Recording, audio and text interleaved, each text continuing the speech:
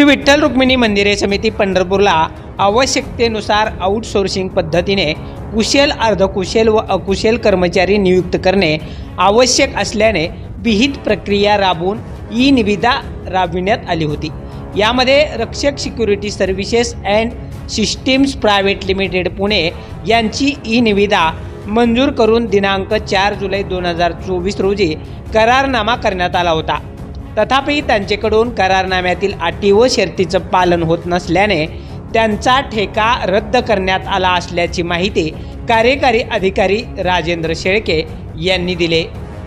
रक्षक कंपनीने नियुक्त केलेले कर्मचारी हे भाविक भक्तांना धक्काबुक्की करतात व त्यांना ढकलून देतात।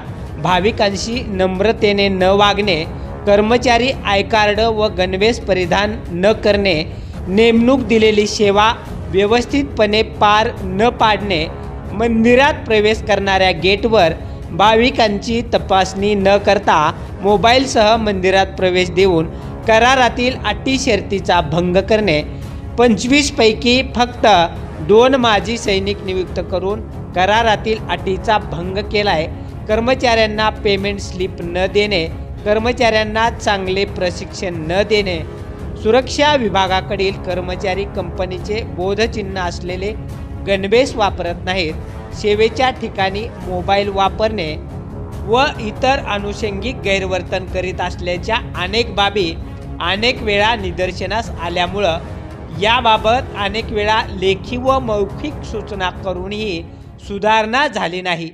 तसेच नियुक्त केलेल्या कर्मचाऱ्यांचे वेतन वेळेत अदा न करणे, कर्मचाऱ्यांना 2 नग गणवेश न देणे, पुरवठा आदेशापेक्षा जास्त कर्मचारी नियुक्त करून बिलाची मागणी करणे याबाबत मंदिर समितीने संस्थेविरुद्ध अनेक वेळा कारणे दाखवा नोटीस बजावून व समज देऊनही सुधारणा होत नसल्याने तसेच वर नमूद केलेल्या अन्य कारणाने करारानुसार दंडात्मक कारवाई वेळोवेळी केली होती।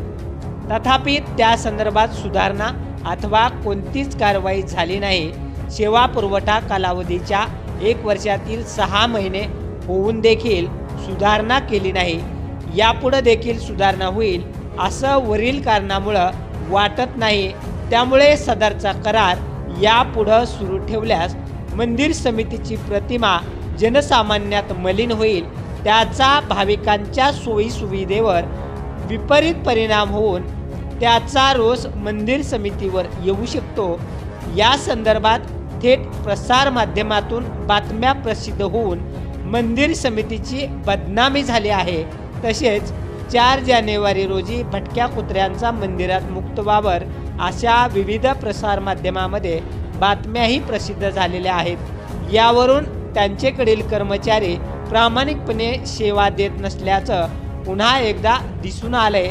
त्यामुळं Rakshak security services and systems private limited Pune ही संस्था करारनाम्यातील अटी व शर्तीनुसार कामकाज करू शकत नसल्यानं त्यांना वारंवार नोटीस देऊनही त्या संदर्भात योग्य तो खुलासा व सुधारणा होत नसल्याने त्यांच्याशी करण्यात आलेला करार रद्द करणं क्रमप्राप्त झालं होतं, अशी माहिती मंदिर समितीचे व्यवस्थापक मनोज श्रोत्री यांनी दिली आहे।